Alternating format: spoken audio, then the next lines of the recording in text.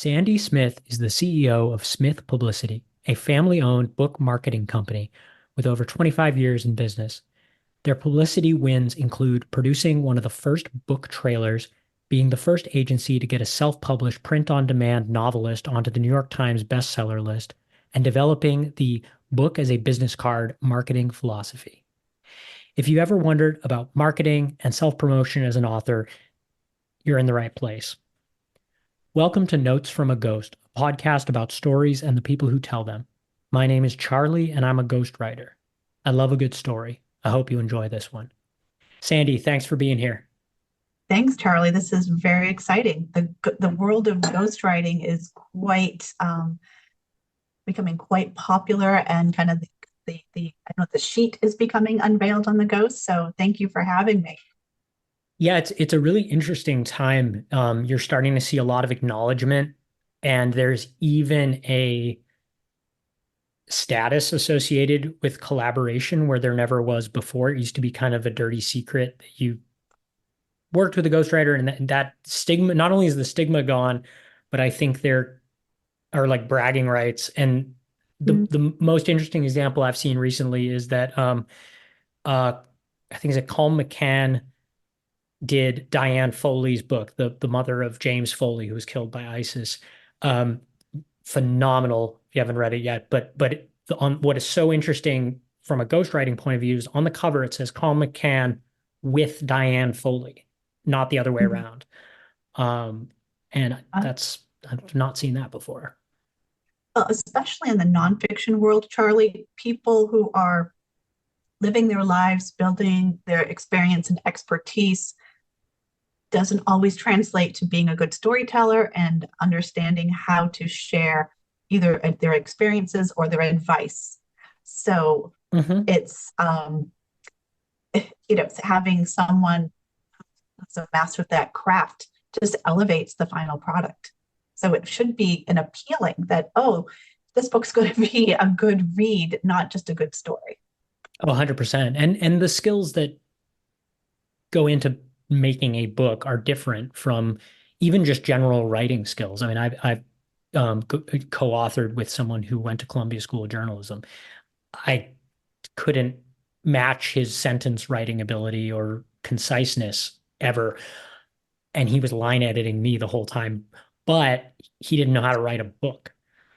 Right. Um, so I've heard people in the book publishing industry say that they just absolutely cringe when someone comes to them and says, "My book is done. Now it's time to market it. Now I'm ready for marketing." Um, why is it a good idea to consider marketing much, much earlier in the process? We, as a book publicist, we like to get our hands on authors even as early as Charlie, they're talking to their ghostwriter or even their literary agent, wherever they are in the process, because you need a marketing plan. You have to look at your book as its own business, as its own entity. And, some authors will say, well, I put it on Amazon and no one bought it. It's like, well, I wonder why. Let's talk through that.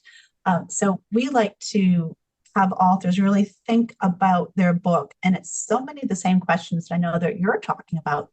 What is your goal? How are you defining success? And sometimes people who are writing a book don't, they'll like, wow, that's a good question. I'll say, okay, your book is a year old. How will you look back and say, wow, that was a success? And, many people say, I haven't thought of it that way. So a lot of the marketing, especially as early as possible, is a bit of reverse engineering. If you have a goal that's here, what are the steps we have to do and take? What are the teams we have to put in place? What are the resources I have to make sure I am tapping into in order to reach or help me reach potential of reaching my goals? So we like to start early in the process so that you can't go backwards in a book launch, right? Your book has and that's another kind of aha moment for some authors. They'll say, well, I published my book in October and it is May, but yet I haven't done anything to it, so it's still a new book. And Charlie, it's not a new book if it's been out for 6 months. Like, well, I haven't done anything, so it's new. It's just on Amazon. So There are certainly many things you can do with a book that's a nonfiction book, especially that's 6 months old to 8 months old. We could talk through that. But if you are launching a book, that publication date is its birthday. It's right there in the headline on Amazon. It'll say when the book was published because I know because putting proposals together, I always look at that number because it goes in the proposal in the comp section. Right, right. And that's what you're, if you're doing a true book launch, that's the date, that's the focus.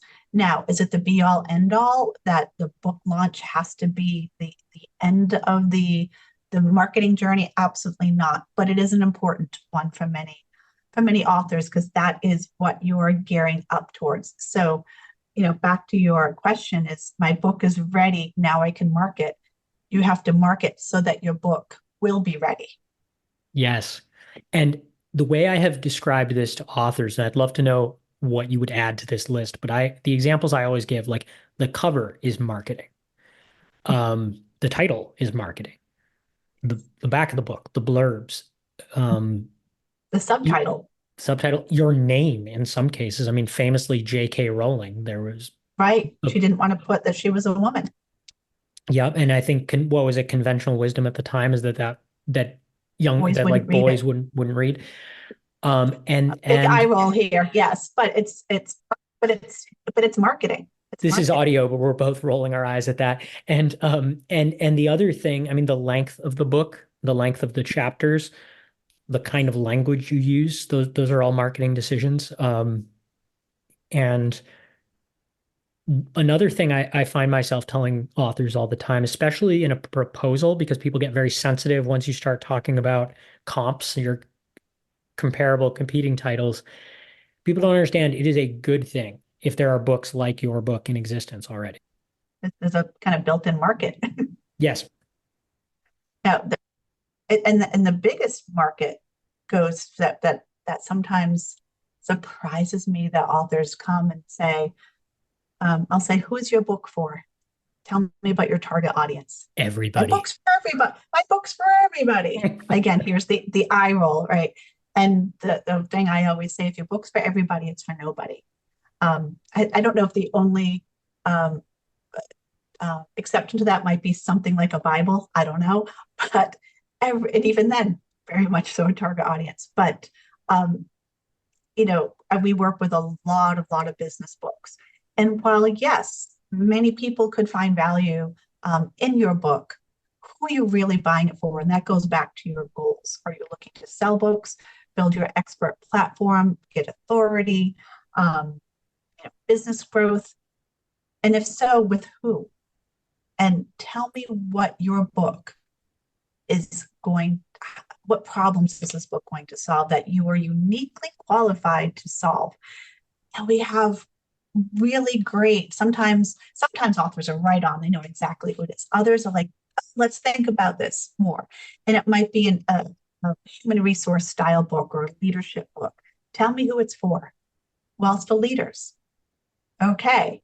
Is it leaders are new leaders? Is it senior people who have a lot of experience? Is it people in small companies? Is it entrepreneurs? Is it people in the tech space? Is it people? And then they're like, oh, and then I try to match that up with what's your business plan? Oh, well, I'm really looking to get into hospitality. I love my hospitality clients. I'm really good talking to their managers and their leadership in hospitality. So, like, okay, then your book really isn't for everybody. It's really for people who are public facing, hospitality. Now, that is a great target audience, for example. And from a publicity perspective, my publicist hat on, then we can build a really tailored strategy to reach people who are in that space. So yes, we can go to the general, for example, fast companies, Fortune, Wall Street Journal, types of general business interests. But let's get into the podcasts, the magazines, the newsletters, the blogs that cater to this group. So understanding early on who your book is for, what makes it unique, what problems you're going to solve, that's going to lay the foundation for so much of strategy you should be doing. Do you find that, Charlie, talking Oh, about target audience is a it's kind of one of the first questions I ask, especially because as a someone who is going to be committed to your project for up to 6 months or longer, it's a really good way for me to gauge someone's seriousness. And early red flags are going to reveal themselves when you ask about those goals. If somebody says, this is my favorite was somebody said they had like a this will easily be a bestseller. I was like, well, there's no such thing as an easy best. Like by definition, it's not easy. Um, oh, Charlie, I remember an author saying this book's going to sell 1 million copies, and it was a social media guide type of book. And I said, 1 million copies. Okay, tell me where this is coming from. My wife told me. And I said, oh, is your wife in the publishing industry? No, she's a real estate agent. mm, Okay. It's just the education level. And it's not that this person might have been the best social media guru and whoever lived just doesn't understand the publishing world. So that must be a tough red flag for you because you're going to be spending so much time on education, which isn't a bad thing, but you have to know if they're open to new ideas. sure. And I think too, like you also don't want to be the person they blame when those things don't happen. So The that conversation scapegoat. needs to happen very early.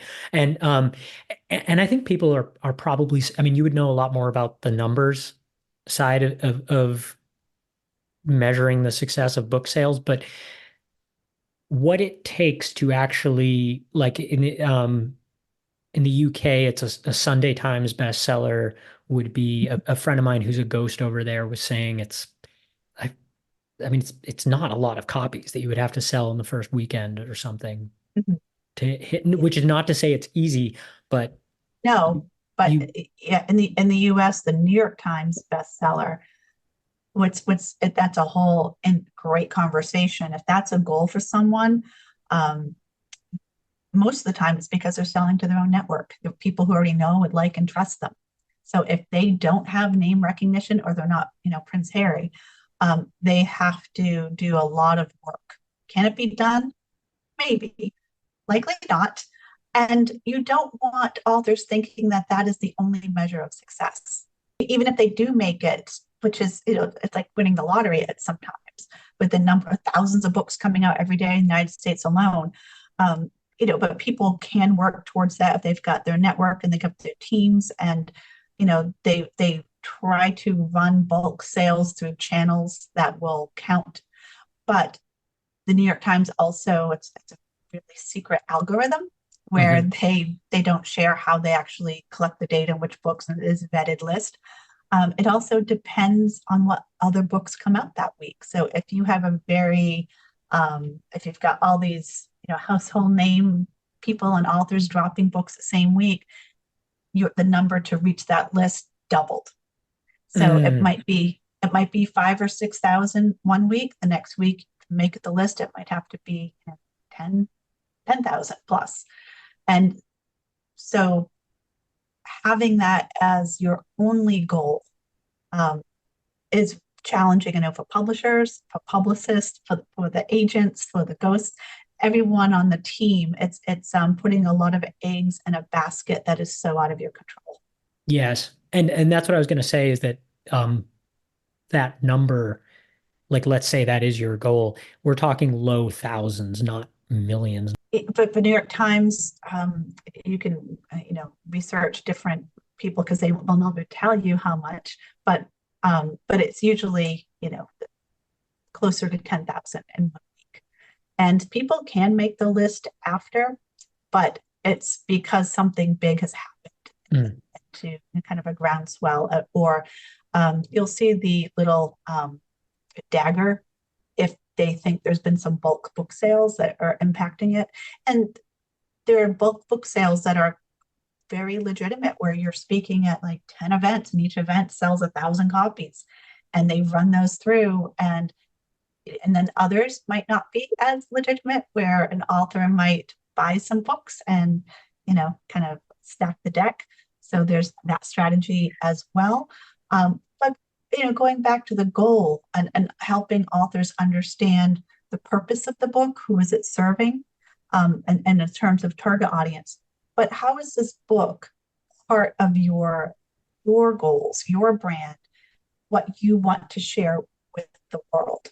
Is this your first book? Is this part of longer tail author brand strategy and goal? Some people, as you know, they have one book.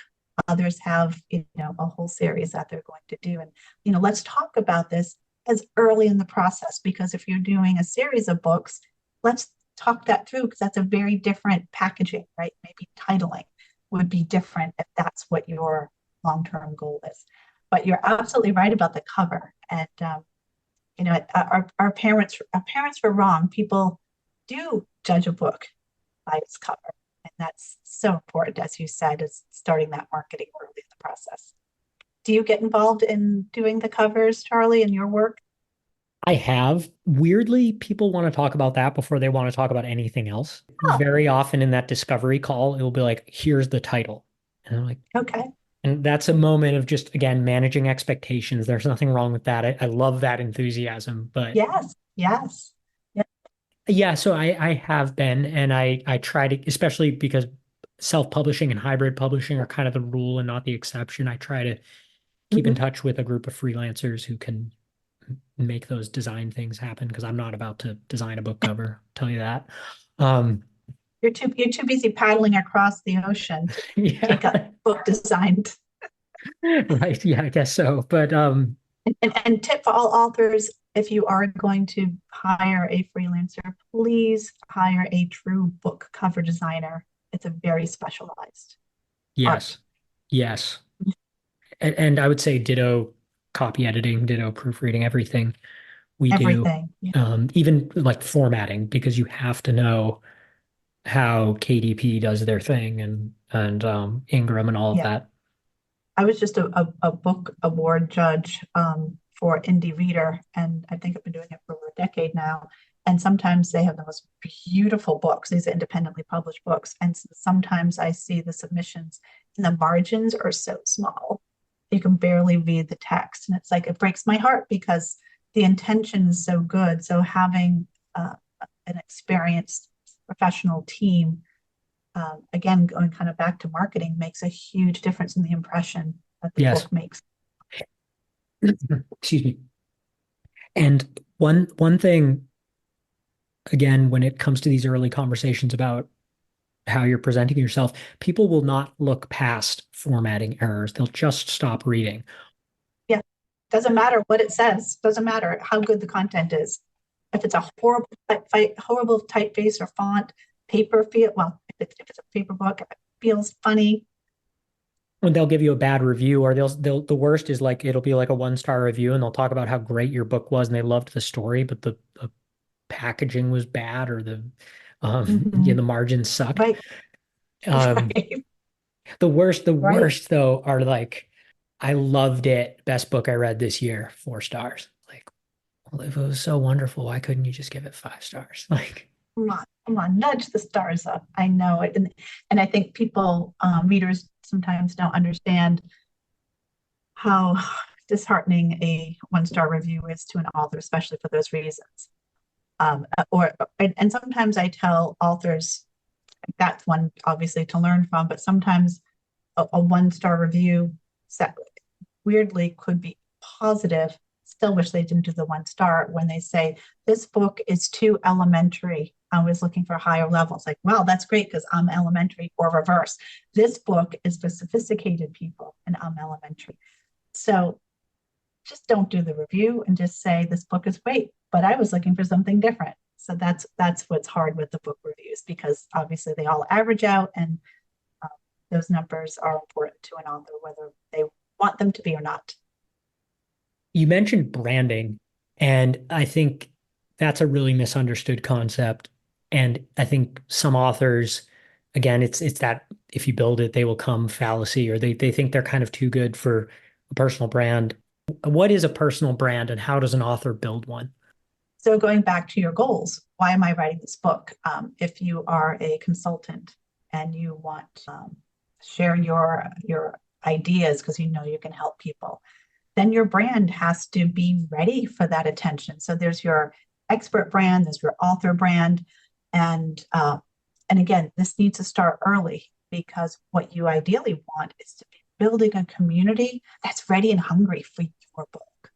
And that's going to really, if book sales are important to you, or getting your message out there, or building that authority, you got to start early. And so, from a branding perspective, I see it as two main thoughts. Again, beyond knowing who your target audience is, knowing how you can uniquely help them. Okay, we've got that kind of set. How am I going to attract people to? And it is not an easy process. It's not an overnight process. But the two main ways is through social media and through email, collecting email address. Email addresses are an author's number one asset. And that's something that people are surprised. And the reason for that is social media platforms are great, but you are not in control of those posts, right? I'm friends with people on LinkedIn or, Instagram. I don't see every one of their posts. Sometimes they show, sometimes they don't, right? Sometimes they go black and you have no idea why your content is not showing up for people who are very important to you. And these are people who want to follow.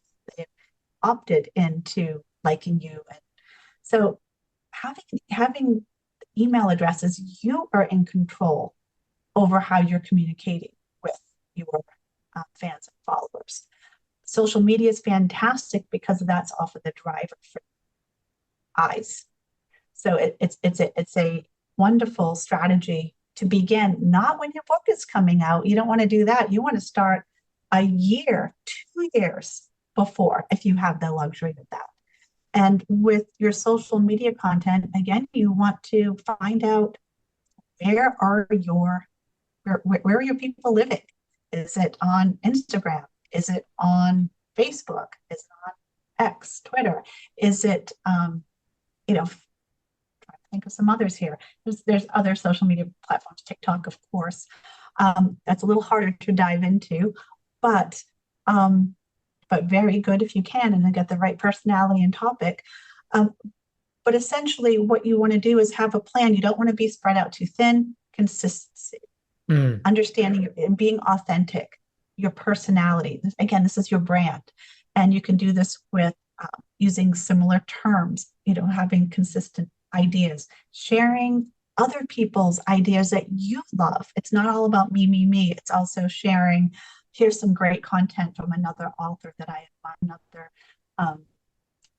expert in my field. And you're really, so people are coming to you for vetted content. Like, wow, this is good stuff, and I'm starting to trust and like this person.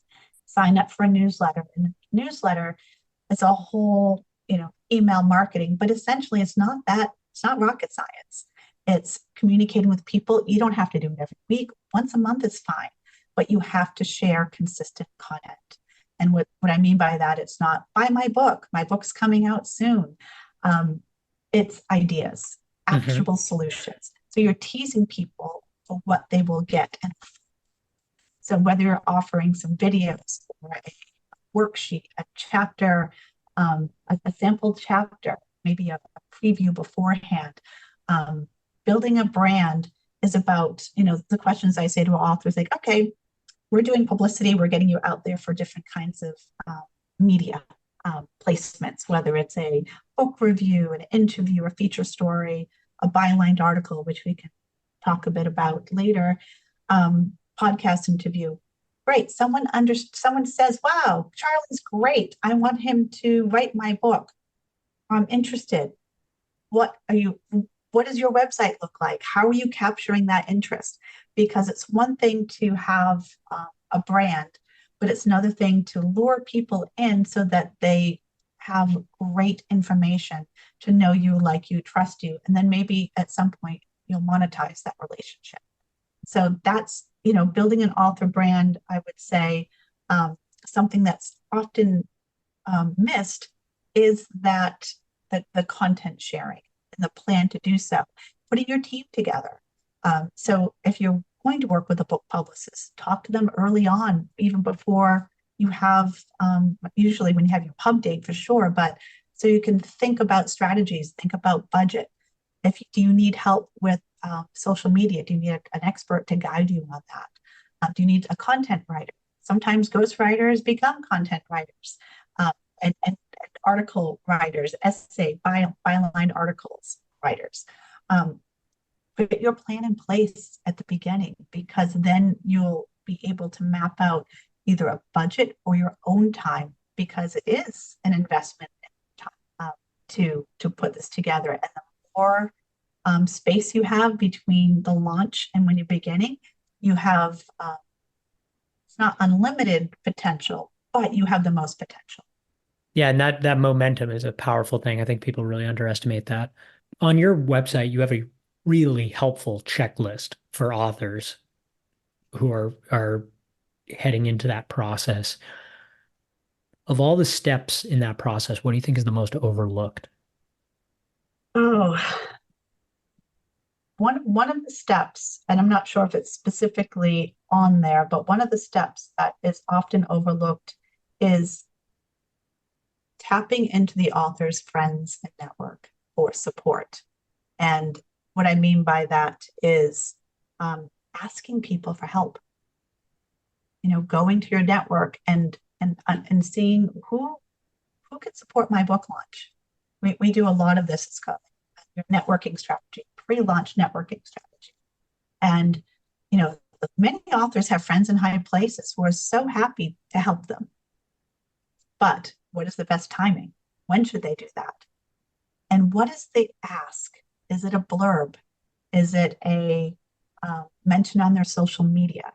Is it being interviewed on their podcast? And to kind of put a plan together so that you are being intentional about the ask when it happens, because that is so powerful. Having and it doesn't even have to be a household name. It's somebody who has their own influence. It could be even just a couple of thousand people. But if those couple of thousand people are beautifully tied into your, again, going back to goals, then that is worth a lot more than, say, a million people who, yeah, it's always nice, but let's get intentional and let's get to that target audience that's going to be meaningful, going back to your business. So I think that's a step that is often overlooked. And then after that is going to your fans and followers and asking for book reviews. Mm-hmm. Especially on Amazon. It's awkward, yes, but you can do it with grace and with a little humility, because having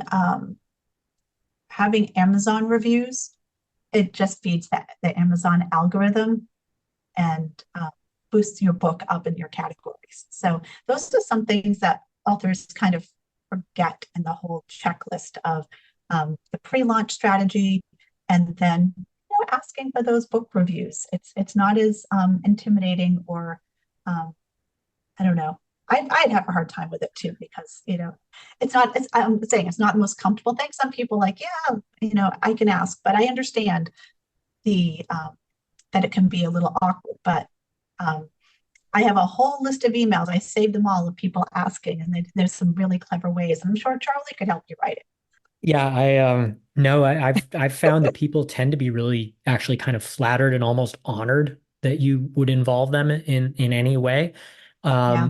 One thing, and I've said it before on this podcast, I have never failed to get a response from an email where the subject line is, "I want to include you in a book." You can Yeah. always get an interview, no matter how Yeah. unreachable the person is. Um, the other thing is most people have never been involved in any element of the writing process and the publishing process and are going to be super interested. My thing I always tell people with blurbs is, Malcolm Gladwell or whoever, like these A-list people they probably have a guest bedroom that's full of books that they've been asked to blurb. But there are plenty of people who are super influential in their world who Yes. are never going to be asked to blurb a book, or rarely. And it's actually like a special treat and not just a tedious part of their day job. Yeah. You're absolutely right. And an author has to take some time and be personal and again, the word intentional, to build those one-on-one relationships with people. And you can't just start when you're with an ask, right? So you have to, again, have the gift of time, and you want to form, hopefully, very authentic relationships with people so that when that ask comes in, they're flattered and they, have a very positive, warm response. And then, it's a win for both of you because, it's kind of nice, like, oh, I was asked to be interviewed in this book, or I look, my name's on Amazon because I included my quote. It's a nice, for someone like Malcolm Gladwell, the guest room pile of books, absolutely. But for the everyday expert or person of influence within your topic or uh, passion area, it's a really cool thing for them. Your agency came up with a concept that has launched so many business books and kept a lot of ghostwriters busy. I uh, bought my wife a really nice wedding present with money I made from one of these books, which and that is the book as a business card Yeah. um, That was my philosophy. husband, Dan Smith, many years ago, said that, and he was quoted, oh gosh, 1998 or 2000. It was a long time ago, like, at least 24 years ago plus, where he was quoted in an article about in the book world and using a book as a business card. So congratulations on the wedding gift. I'm glad that worked. And it was really the opening of the doors with self-publishing all those years ago that allowed people to tell their story without having to get permission from someone else. Um, and so using the book as a business card marketing tool, uh, the reason why authors do it is it differentiates them. It helps give people insights. Oh, if I were going to work with this person, now I get them. This is the mentality. These are some case studies of how they've helped others. Maybe they could help me. Um, Another reason is some authors who are experts and may have a consulting firm, like I can only work with so many people at a time, so it's the one to many, like I can help so many more people depending on the stage of their career. Some authors, most of our business authors, don't care about book sales is not a measure of success. They want to help people, they want to make a difference, and especially at the later stages of their career, they want to give back. That's a very common of that. Maybe someone who's kind of up and coming in their career, it's not that they don't want to give back, but they're really putting their stake, they're building their authority and their credibility. We have heard so many times speakers, right? People Mhm. who speak as part of their platform, when they have a book, they're so speakers who have books, they're seen as more credible. They're seen, oh, they're an authority in this topic because so there's so many great ways to use a book to attract new business, to build recognition, authority, um, and again, it differentiates you from others out there. And again, it allows Charlie, as you work so closely, allows people to get to know the author and their personality, especially if they do have, business on the side, a business venture and maybe an expensive one. You can really get a flavor for what it's like, thought process, their personality through the book before investing in something much larger with this individual. So book is a business card. Um, help put my kids through college too.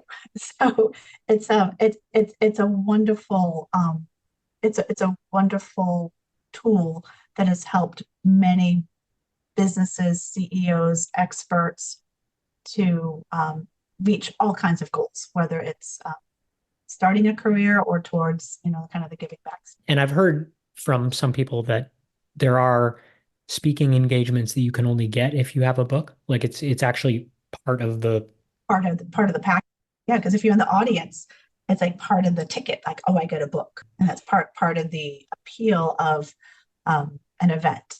So yeah, and there's all kinds of speaking engagements. We work with a company called Hooks Books Events out of DC, now Tennessee, where they pitch authors to companies and government agencies, and they all buy copies of the book. And these people only want speakers. And it's interesting too, because that's kind of the other side of, we've so far talked about book marketing as in the marketing of books, but what you're describing is actually books as marketing. Yes, yes, exactly. And it goes back to having a quality book, because I tell this to authors. Sometimes we talk to authors. I'm thinking about writing a book, which is great. Tell me about book publicity and the role of that. Um, and that's what, as we were talked about, your name's on this book. You want a good quality book, because if your book is crap, if there's sloppily put together, that just tells people who you are, and it's not a good thing. So your book doesn't have to appeal to everybody. I don't mean it in that way, but it has to be uh, well thought out. And if you can't write it yourself, you get the right help because your name on it. And so, going back to our first conversation about branding, using a book as a business card, if you have bad title, blurry graphics, bad font, and just a story and information that's just not organized, or the takeaways aren't clear, the examples are light or non-existent, what is that saying about you? Not much. One version of that conversation I've had is with people who want to write a book strictly as a record of their life for their family, which Sure. great reason to write a book. Totally Yep. legit. And I would argue that there's a version of that where you could totally just do a really nice PDF and print it. You don't even need to, Mm-mm. if it's just going to be a oral history, Family heirloom. Yeah. totally.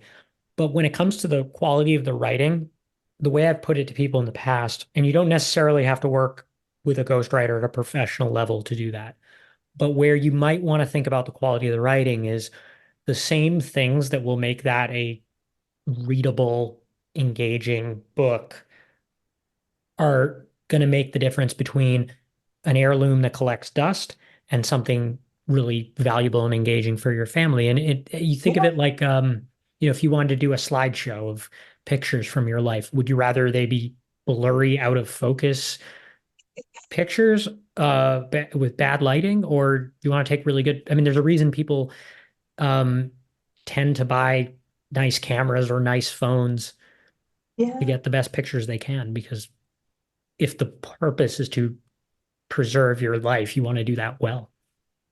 To communicate and to engage and to tell your story. Yeah. You want to do it with quality there. So, but yep, book is a business card. If you're going to do it right, pull in the right teams. Sandy, last question for you. What is your hottest book marketing hot take? Something like right now, like start a fight with a room full of book marketers. All right. But besides, hire a publicist, because a publisher's team is not going to promote you the way that a personal publicist will. Just kind of shout out to publicity. And one of the reasons for that is the publisher, rightly so, cares about the book. We, as an outside book publicity firm, we care about the author. So we're looking at maybe past titles that they've worked on. We're looking at topics outside the book, where the book is one small piece of what a book publicist does. So it's usually so far beyond the book. So if we're pitching media, which is what we do, we try to get authors into the media. Yes, we go after the book reviews, but that's a very small slice to do. So having your own book publicist, we're going after the people who are interested in the topic. So an example is we worked with a hand in hand, and we love the internal teams. Their focus is on the book, as it should be. So pitching a relationship book to Oprah magazine. The book person said no, thank you. So what we did, it's like, okay, we went to the relationship person, did a full feature story on the author, had the book in there. So that's what we do is we go beyond the book interest people and we go to the topic interest people, business and fiction and lifestyle and AI, whatever the topic is. There are only so many people who want to do a book. So we get the authors into the news through byline articles, which articles the authors write. They're usually about 800 words, and it's you want to do that one compelling 5 biggest mistakes. People go, aha! I just learned something. So hiring that, but what might be in the book publicity world, podcast interviews. They are a beauty. Here we are doing one now, but they're a beautiful, beautiful way to have the longer formatted conversations with a very tailored audience, and they stick around. And you want to use your any media placements or podcasts in your social media, in your newsletter, and repurpose them over and over again. So podcasts, they're really tough because there's no kind of metric that you have in some of the media to say this is the real listenership or circulation. So you have to really be thoughtful and where you're doing, but that's a big part of what we do. But podcasts, we're hearing from our authors. We're getting book sales, we're getting jobs, we're getting signups from podcast interviews. So that's kind of a bit of a hot take there on the book marketing, book publicity world. Yeah, I mean, you don't need to sell me on podcasts. I'm I mean, the thing that convinced me to start doing one was realizing that a lot of those numbers don't actually really matter. It isn't about the success of the podcast. It's about making something that my guest can share with their audience. Mm-hmm.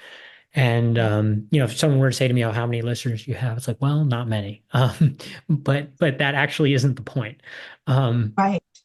And it's the And people who are interested in saying, "Oh, should I work with Charlie? Let me list." It's like again, it's a kind of book as a business card.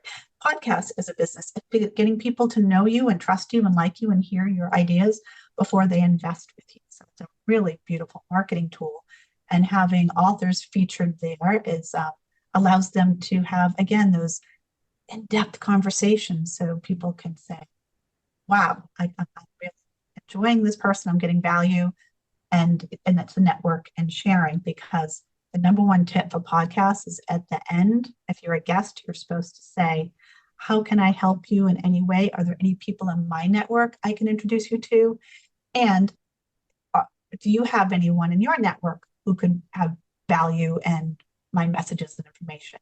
And that gets for other right types of show. it's really incredible. So far I have more of these lined up than I can possibly edit. Uh, because of introductions and that not even prompted, where someone will say, "Oh, by the way, you should have on." Um, Mm-hmm. I I think I asked you to come on after a comment on somebody we both follow or something like that.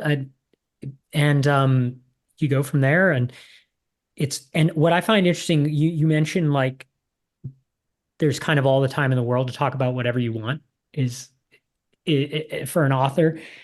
Um, I find it's really interesting how when you compare something like NPR, which by like legacy radio standards actually gives people a huge amount of time compared to Yes, like drive time radio or whatever. sure.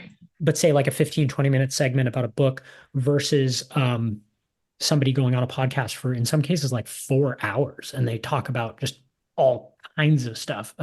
Don't worry, we're wrapping this up in a couple of minutes. We're I don't know that sounds ambitious from an editing point of view, but it's really interesting how there's an appetite for that, especially among a generation that's accused of having short attention spans. No, and I hope everyone's listening to audiobooks too, because that's another great way to learn. That's how I digest most of my books. But it's a podcast. I think that I don't know if COVID encouraged that, but podcasts are fantastic. The niche and you can find up there. So it's a great way to share your ideas and have these kind of conversations. Well, Sandy, thank you so much for having this conversation with me and for helping listeners. I've gotten a lot of feedback so far that this podcast is shedding light on parts of the writing business that people didn't know anything about. Wonderful. And I think ghosts, by definition, we work in the shadows, so it's kind of cool to put ourselves out there a little bit. Where can listeners find you? Smithpublicity.com is my website. And there's all kinds of ways to connect through social. We have a great newsletter and we have a podcast as well, All Things Book Marketing, that's been going on for several years, started by Dan. And also LinkedIn, that's where I live mostly. It's Sandy or Sandra Poirier, Poirier Smith, because there's a lot of Sandy Smiths out there. But if you do Sandy Smith, Smith Publicity, you will find me. And happy to answer questions or connect you with someone on my team. We have specialists in fiction and memoir. I personally love our nonfiction business books because even though my undergrad was architecture, my master's in business, so I always say I think with both sides of my brain whenever possible. So I just personally love a great business book, but we have a whole team here for different genres who have tons of passion and happy to give advice information on what's possible. Sandy, thank you so much. Oh, thank you, Charlie. This has been a pleasure. If you have an epic story, I'd love to hear it. You can find me at dailyprose.com or on LinkedIn. My links and Sandy's are in the show notes. Thanks for listening.